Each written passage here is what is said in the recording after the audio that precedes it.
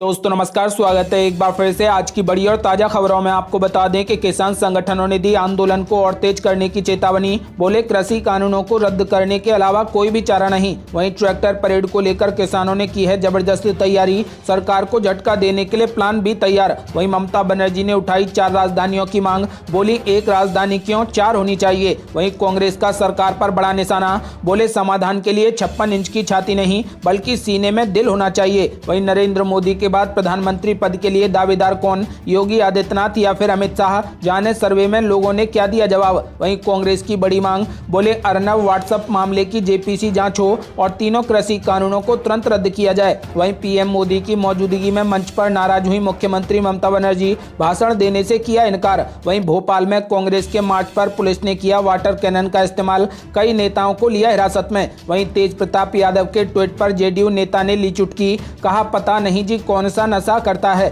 और भी बड़ी खबरों को जानने के लिए वीडियो के एंड तक बने रहिए हमारे साथ। बस आपसे निवेदन है कृपया वीडियो को लाइक कर दें, चैनल को सब्सक्राइब कर लें और घंटी बटन जरूर दबा दें। वहीं पहली बड़ी खबर, आज भारत में पिछले 24 घंटे में कोरोना वायरस के 14,256 नए मामले सामने आए और पिछले 24 घंटे में ही 152 लोगों की मौत हो गई। वही बड़ी खबर, किसान संगठनों ने दी आंदोलन को और तेज करने की चेतावनी। बोले कृषि कानूनों को रद्द करने के अलावा कोई भी चारा नहीं। ये आपको बता दें कि केंद्र सरकार और किसानों के बीच शुक्रवार को 11वें दौर की बैठक में कोई भी हल नहीं निकलने के बाद किसान संगठनों ने आंदोलन को और तेज करने की चेतावनी दे दी है। किसान नेताओं ने बैठक के बाद कहा कि भले ही बैठक 5 घंटे चली हो लेकिन दोनों पक्ष मुश्किल से 30 मिनट के लिए ही आमने सामने बैठे। बैठक की शुरुआत में ही किसान नेताओं ने सरकार को सूचित किया कि उन्होंने बुधवार को पिछले दौर की बैठक में सरकार द्वारा रखे गए प्रस्ताव को खारिज करने का निर्णय किया है। आपको बता दें कि भारतीय किसान यूनियन के नेता राकेश टिकैत ने कहा कि सरकार ने कहा कि कानूनों को निलंबित रखने की अवधि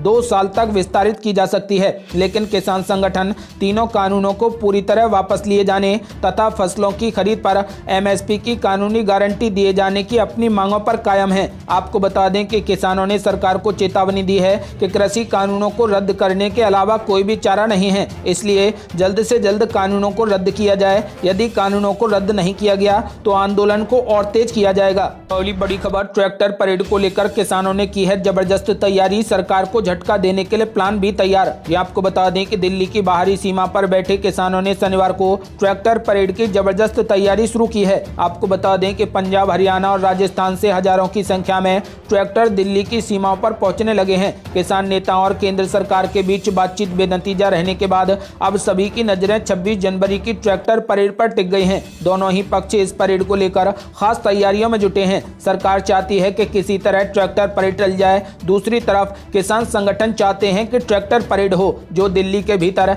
इस परेड को निकालने की जिद पर अड़े हैं। हालांकि दिल्ली पुलिस कोई बीच का रास्ता निकालने का प्रयास कर रही है, लेकिन वो अपने प्रयासों में असफल है। आपको बता दें कि ट्रैक्टर परेड की जबरदस्त तैयारी चल रही है। अगर सरकार ने इस शांतिपूर्वक परेड में जबरन बाधा डालने का प्रयास किया तो ठीक नहीं होगा। आपको बता दें कि AIKSCC के सदस्य सरदार जगमोहन सिंह कहते हैं कि किसान संगठन शुरू से ही अपनी बात पर कायम है। जब तक कानून रद्द नहीं होंगे किसान संगठन पीछे नहीं हटेंगे। गणतंत्र दिवस पर किसानों की भव्य परेड को दुनिया देखेगी। दिल्ली की बाहरी सीमा पर बैठे किसानों ने शनिवार को ट्रैक्टर परेड की जबरदस्त तैयारी शुरू कर दी है। पंजाब, हरियाणा और राजस्थान से हजारों की संख्या में अब ट्रैक्टर दिल्ली की सीमाओं पर पहुंचने लगे हैं। हरियाणा के बहादुरगढ़ में प्रवेश मार्ग पर बैठे किसानों के पास सुबह 125 ट्रैक्टर पहुंच चुके हैं। आपको बता दें कि सरकार की हर चाल से किसान संगठन वाकिफ है, इसलिए शनिवार से ही ट्रैक्टरों में ईंधन भरवाया जा रहा है। सिंधु बॉर्डर पर भी पंजाब की तरफ से करीब 500 ट्रैक्टर पहुंच गए हैं। आपको बता दें कि ये संख्या उन ट्रैक्टरों की है जो बातचीत खत्म होने के बाद आंदोलन स्थल पर पहुंचे हैं। ट्रैक्टर परेड की रणनीति पर काम कर रहे एक किसान नेता ने बताया कि सरकार हमें किसी भी तरह से रोक नहीं पाएगी। किसान केवल खेत में ही हल नहीं चलाते हैं, उन्हें गुरिल्ला नीति का भी ज्ञान है। आपको बता दें कि उन्होंने कहा कि कितनी दूरी पर ट्रैक्टर खड़े होंगे, किस रोड पर बड़े ट्रैक्टर आगे रहेंगे और पैदल किसानों की स्थिति क्या रहेगी, ये सब बातें तय कर ली गई हैं। सरकार सोचती है कि वह ट्रैक्टर परेड आयोजित नहीं होने देगी, ये उनकी गलतफहमी है। किसान कहते हैं कि गणतंत्र दिवस पर किसान और ट्रैक्टर दोनों ही दिल्ली में प्रवेश करेंगे। महिलाओं को भी बड़ी जिम्मेदारी सौंपी जा रही है। महिला और बुजुर्ग किसान किसी दूसरे साधन से दिल्ली पहुंचेंगे। इसके लिए तकरीबन 400 गाड़ियां कल तक राष्ट्रीय राजधानी में आ जाएंगी। आपको बता दें कि के बाइक सवार अलग से आ रहे हैं। सरकार अगर ट्रैक्टर को रोकेगी तो किसान पैदल ही दिल्ली में मार्च करेंगे। ऐसी रणनीति पर भी काम हो रहा है। आपको बता दें कि किसान संयुक्त मोर्चा के योगेंद्र यादव के अनुसार ट्रैक्टर परेड की तैयारियां पूरे जोर शोर से चल रही है। लोगों में ट्रैक्टर परेड को लेकर भारी उत्साह है। इस परेड में महिलाओं की भी भारी संख्या रहेगी। केंद्र सरकार इसे केवल ट्रैक्टर परेड मान रही है, जबकि हमारा कहना है कि गणतंत्र दिवस पर देश दिल्ली में आ रहा है। सरकार से एक ही गुजारिश है कि वह ट्रैक्टर परेड को रोकने का प्रयास न करे। किसान पहले ही कह चुके हैं कि ये ट्रैक्टर परेड शांतिपूर्वक होगी और ये परेड होकर रहेगी। यदि आप भी चाहते हैं कि ये ट्रैक्टर परेड हो तो इस वीडियो को लाइक कर अपनी राय हमें कमेंट बॉक्स में। अगली बड़ी खबर, मुख्यमंत्री ममता बनर्जी ने उठाई देश में 4 राजधानियां बनाने की मांग। बोली सिर्फ एक राजधानी क्यों, देश में 4 राजधानियां होनी चाहिए। ये आपको बता दें कि पश्चिम बंगाल की चुनावी जंग अब लगातार दिलचस्प होती जा रही है। बीजेपी और टीएमसी के बीच आरोप और प्रत्यारोप का दौर चरम पर है। शनिवार को 8 किलोमीटर लंबी पदयात्रा के बाद ममता बनर्जी बीजेपी पर जमकर बरसी। ममता बनर्जी ने नेताजी सुभाष चंद्र बोस के जन्मदिन पर केंद्र सरकार पर ताबड़तोड़ कई हमले बोले। मुख्यमंत्री ममता बनर्जी ने दिल्ली की जगह कोलकाता सहित देश के 4 स्थानों पर देश की अलग अलग राजधानी बनाने की मांग की। उन्होंने कहा कि दिल्ली ही क्यों अकेली राजधानी होगी, बल्कि कोलकाता भी देश की राजधानी होनी चाहिए। देश के 4 स्थानों में देश की अलग अलग राजधानियां होनी चाहिए। ममता बनर्जी ने कहा कि बंगाल का देश के स्वतंत्रता संग्राम में काफी योगदान रहा है। बग भंग आंदोलन की शुरुआत बंगाल से हुई है। बंगाल कभी भी किसी के सामने ना तो सिर झुकाया था और ना ही कभी सिर झुकाएगा। उन्होंने कहा कि 1 नेशन 1 पार्टी और 1 वोट की बात कही जा रही है। इतिहास की गलत व्याख्या की जा रही है, इतिहास को झुटलाया जा रहा है। बंगाल की मुख्यमंत्री ने कहा एक समय कोलकाता देश की राजधानी थी, तो एक बार फिर से शहर को भारत की दूसरी राजधानी के रूप में घोषित क्यों नहीं किया जाना चाहिए। कोलकाता को देश की दूसरी राजधानी बनाना होगा। आपको बता दें कि गौरतलब है कि पश्चिम बंगाल में ममता का किला ढाने के लिए बीजेपी ने पूरा जोर लगा दिया है। उधर मुख्यमंत्री ममता बनर्जी भी बीजेपी पर जमकर बरस रही हैं। वह अगली बड़ी खबर, कांग्रेस का सरकार पर तगड़ा हमला। बोले समाधान के लिए 56 इंच की छाती नहीं बल्कि सीने में दिल होना चाहिए। ये आपको बता दें कि कृषि कानूनों को लेकर कांग्रेस ने एक बार फिर से मोदी सरकार पर जबरदस्त निशाना साधा है। कांग्रेस के राष्ट्रीय प्रवक्ता रणदीप सिंह सुरजेवाला ने कहा कि अगर इच्छा शक्ति होती तो समाधान के लिए एक ही बैठक काफी है। इसके लिए 56 इंच की छाती नहीं बल्कि सीने में दिल होना चाहिए। रणदीप सिंह सुरजेवाला ने सवाल किया कि कृषि मंत्री कह रहे हैं कि 11 बैठकों के बाद भी कृषि कानूनों पर कोई भी नतीजा नहीं निकला, क्या वो गिनती जोड़ रहे थे। रणदीप सिंह सुरजेवाला ने ट्वीट करते हुए कहा कि कृषि मंत्री कह रहे हैं कि 11 बैठकों के बाद भी काले कानूनों पर कोई भी नतीजा नहीं निकला, क्या वो गिनती जोड़ रहे थे। समाधान के लिए एक ही बैठक काफी है। यदि इच्छा शक्ति हो तो 56 इंच की छाती नहीं बल्कि सीने में दिल होना चाहिए।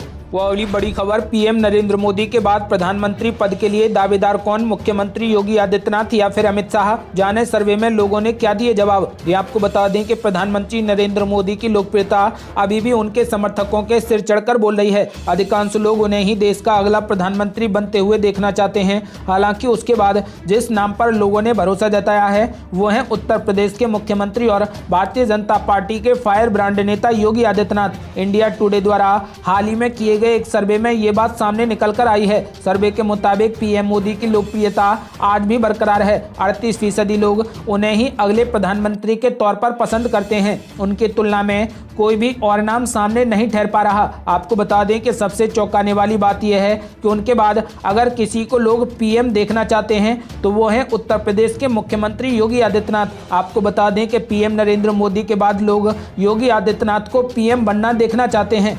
अगली बड़ी खबर, भोपाल में कांग्रेस के मार्च पर पुलिस ने किया वाटर कैनन का इस्तेमाल, कई नेताओं को लिया हिरासत में। ये आपको बता दें कि केंद्र सरकार के 3 नए कृषि कानूनों को लेकर कांग्रेस कई राज्यों में सड़क पर उतरकर प्रदर्शन कर रही है। मध्य प्रदेश में कांग्रेस ने किसानों के समर्थन में आज राजभवन के घेराव का प्रयास किया। आपको बता दें कि इस दौरान पुलिस ने कांग्रेस कार्यकर्ताओं को तितर-बितर करने के लिए वाटर कैनन का इस्तेमाल किया। राजभवन की ओर बढ़ने के दौरान रैली में काफी संख्या में कार्यकर्ता शामिल हुए। मार्च के दौरान ही रैली में शामिल कार्यकर्ताओं और पुलिस में झड़प भी हो गई। इस दौरान पुलिस ने हल्का लाठीचार्ज भी किया। पुलिस ने कांग्रेस नेता दिग्विजय सिंह, जयवर्धन सिंह और कुणाल चौधरी को विरोध रैली के दौरान पार्टी के अन्य कार्यकर्ताओं के साथ हिरासत में ले लिया। अगली बड़ी खबर, तेज प्रताप यादव के ट्वीट पर जेडीयू नेता ने ली चुटकी, कहा पता नहीं जी कौन सा नशा करता है। यह आपको बता दें कि बिहार सरकार द्वारा सोशल मीडिया पर विधायकों और मंत्रियों के खिलाफ आपत्तिजनक टिप्पणी करने वाले यूजर्स पर कार्रवाई करने का आदेश जारी किया गया है। हालांकि विपक्ष इस फैसले को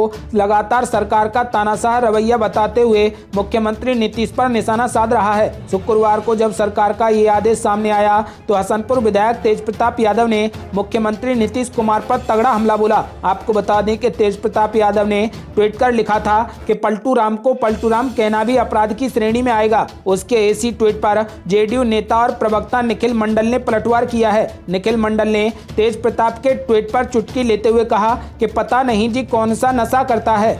वो अगली बड़ी खबर, कांग्रेस नेता राहुल गांधी पहुंचे कोयम्बटूर, बोले अपने लोगों को नौकरी देने में असमर्थ है भारत, अर्थव्यवस्था हो रही तबाह। ये आपको बता दें कि तमिलनाडु के विधानसभा चुनाव की तैयारी सभी पार्टियों ने शुरू कर दी है। इसी कड़ी में कांग्रेस नेता राहुल गांधी भी आज तमिलनाडु की 3 दिवसीय यात्रा पर पहुंचे हैं। अपनी इस यात्रा में राहुल गांधी क्षेत्र के अलग अलग नेताओं से मिलेंगे। आपको बता दें कि तमिलनाडु पहुंचते ही राहुल गांधी ने मोदी सरकार पर हमला किया है। मोदी सरकार को आड़े हाथों लेते हुए राहुल गांधी ने कहा कि देश अपने ही लोगों को नौकरी देने में असमर्थ है, अर्थव्यवस्था भी तबाह हो चुकी है। राहुल गांधी ने कहा कि भारतीय बैंकिंग सिस्टम पर 10 से 15 उद्योगपतियों का कब्जा है। भारत अपने लोगों को नौकरी देने में असमर्थ है, हमारी अर्थव्यवस्था तबाह हो चुकी है और हम इससे जल्दी बाहर नहीं निकलेंगे क्योंकि सरकार उन लोगों को नहीं सुनना चाहती जो देश को आगे बढ़ाने में मदद करते हैं। राहुल गांधी ने तमिलनाडु पहुंचकर कहा कि श्री नरेंद्र मोदी के पास तमिलनाडु की संस्कृति, भाषा और लोगों के लिए कोई सम्मान नहीं है। वह सोचते हैं कि तमिल लोगों, भाषा और संस्कृति को उनके विचारों और संस्कृति के अधीन होना चाहिए। अगली बड़ी खबर, देश में पड़ रही कड़ाके की ठंड, जानिए अपने राज्य का हाल। जी आपको बता दें कि अगले 24 घंटों के दौरान गिलगित बाल्टिस्तान, मुजफ्फराबाद और जम्मू व कश्मीर के कई स्थानों पर बारिश और बर्फबारी की उम्मीद है। इसके अलावा हिमाचल प्रदेश के साथ साथ उत्तराखंड के भी कई हिस्सों में बारिश और बर्फबारी की गतिविधियां होंगी। पंजाब और हरियाणा के उत्तरी जिलों तथा उत्तर पश्चिमी उत्तर प्रदेश में छिटपुट बारिश हो सकती है। पंजाब, हरियाणा, उत्तरी राजस्थान, दिल्ली, एनसीआर और पश्चिमी उत्तर प्रदेश में न्यूनतम तापमान में 2 से 3 डिग्री तक की वृद्धि दर्ज किए जाने की संभावना है। ये थी अब तक की बेहद बड़ी खबरें। यदि आप भी चाहते हैं कि भारत सरकार जल्द से जल्द तीनों कृषि कानूनों को रद्द कर दे तो इस वीडियो को लाइक कर अपनी राय हमें कमेंट बॉक्स में जरूर दें। यदि आपने अभी तक हमारे चैनल को सब्सक्राइब नहीं किया है तो कृपया चैनल को सब्सक्राइब कर घंटी बटन जरूर दबा दें। जल्दी मिलते हैं बड़ी अपडेट के साथ, तब तक के लिए जय हिंद, जय भारत।